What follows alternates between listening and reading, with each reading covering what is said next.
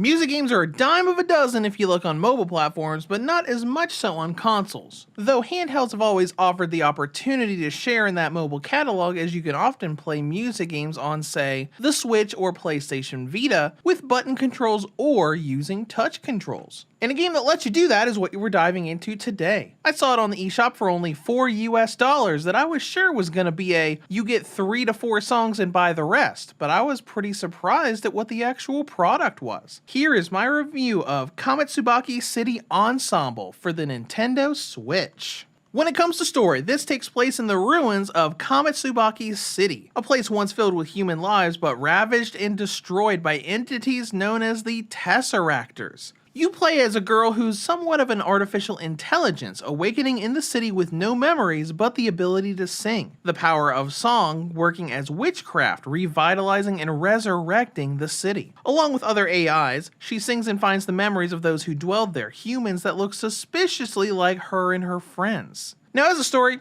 I find it to be okay. A lot of it is side content with the girls interacting with each other, and there is an interesting backstory behind the witches and the Tesseractors, but the further you go, the less the plot seems to come up often, so it's alright. When it comes to gameplay, this is a rhythm game. As you play, you'll be hitting buttons or the touchscreen as notes fly at the screen. Let's start by talking about what this game is. When you listen to any of this music, it has huge Vocaloid vibes, and that's because that's kind of what it is. The music and characters are all from the CVO Creative Studio and AI voice synthesis software. In essence, this is a CVO video game, at least based on the Kamitsubaki Studio's AI models. Now for the game itself, this is only $4 and it has mobile written all over it. That's because it was multi-platform between consoles, PC, and mobile. As far as differences go, there aren't any, but that's not necessarily a bad thing in this case. First of all, you don't need to be online to play this game. Even the game's daily missions will update when you're offline and on the go. I tested it in airplane mode and it still gave me my new missions at midnight.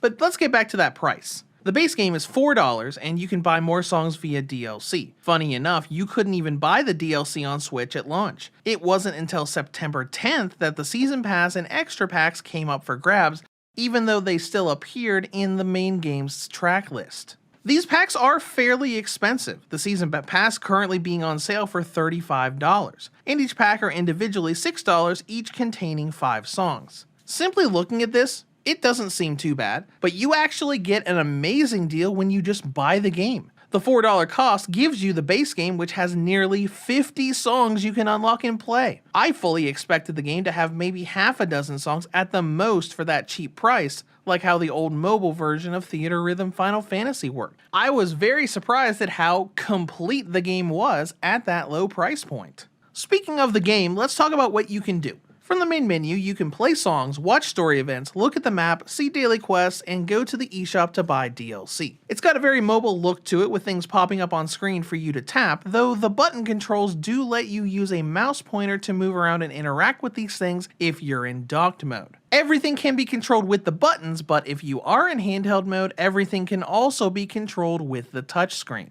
The point of this game is that you're reviving the city, getting percentage for tapping memory eggs on the map or playing songs. This will unlock more songs and more story scenes, and it continues until the city is at 100%. But the actual rhythm game is something else. This game advertises itself as something for beginners of the rhythm genre or for veterans, and I'd say it's not exactly beginner friendly, and that is due to how the rhythm game works. It starts off pretty easy. You have lanes with notes flying at you like a lot of games, Demo, Guitar Hero, Rock Band, the list goes on. You have normal notes you tap for and longer ones that you hold. While it does do a little bit of interesting things with having to hold down one note while hitting multiple others at the same time, it doesn't do anything too crazy with the type of things that you do. It's also got a fever mode where you build up a gauge and temporarily get more points for each hit you get, and then you're scored on numbers when it ends between C, B, A, and S ranks. Once you finish a song, you gain points towards getting more percentage on the city revival. You get points for how well you do,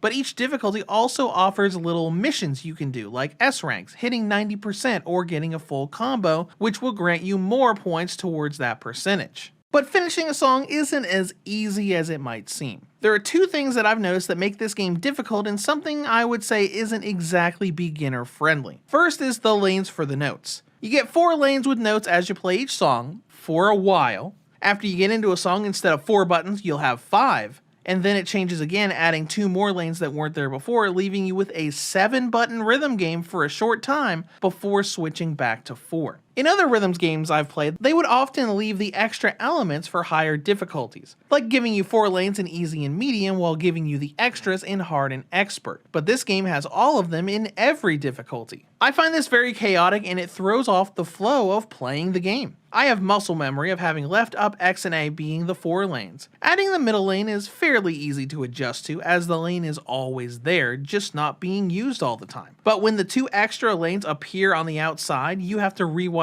your brain to think of L and R now being the edges of the playing field, and it threw me off like crazy for the first several hours of playing the game, seeing something on the right edge thinking it was A, but it wasn't. I've mostly adjusted to this, but it took me hours to do so, and I still get thrown off if I'm not constantly thinking and expecting it to happen, even on the easy difficulty. And considering how I always play rhythm games getting into the flow and just going on autopilot, it feels strange when compared to pretty much every other music game I've played. It's still fun to play, but much more of a constantly thinking game than rhythm games typically are. The second problem is hit detection. This game is very harsh with its timing for notes. There are many variations of a perfect hit between slow, fast, and super. It's not hard to hit a perfect, but a super perfect requires very particular timing. The game also has fairly inconsistent timing with inputs, which doesn't help. This is something that is apparent in all versions of the game: mobile, PC, Nintendo Switch, the list goes on. I can play like I'd play in games like Project Diva or Guitar Hero, and what would be consistent hits there would be all over the place in this game. I'd suggest trying to do your hits slightly before the note reaches where they're supposed to be for the most consistent results. The last thing I'll say is repetition, which is in reference to how you unlock songs. Sometimes when you clear previous songs, new ones will unlock, but many of the later tracks are unlocked by percentage thresholds.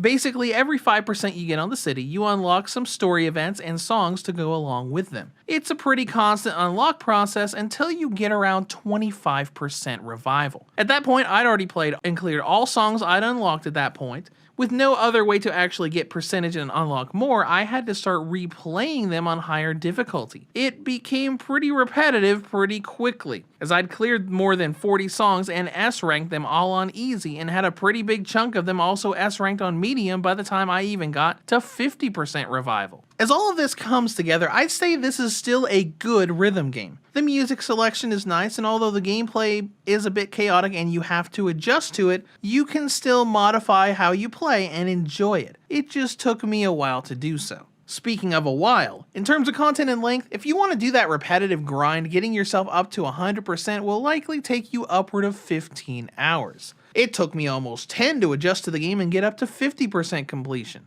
Next is presentation, which I think looks okay for the most part. You can swap between videos playing in the background for songs and still images. Most of the game looks good, though you will quickly notice the videos are very pixelated, especially when you get to the more 3D videos. It doesn't look that bad in handheld mode, but it's pretty easy to spot in docked mode. Performance I had no issues with. It plays and flows well. There are loading sequences between every menu, but they're not really that long. And that brings us to battery life. On the original and light models, City Ensemble will get about 2 to 3 hours of battery time, while the V2 and OLED models will get 5 to 6 hours. In conclusion, City Ensemble is an interesting little rhythm game bringing a different kind of voice-synthesized music to handhelds than the Project Diva games have done in the past. Now the downside, the lane shifting mechanic being too chaotic, the input not being super consistent, and the repetitive nature of having to grind for songs before you even get halfway done with the revival is a bit of a downer, but if you can adjust to the lane changing nature of the rhythm game, it's still a good and enjoyable game.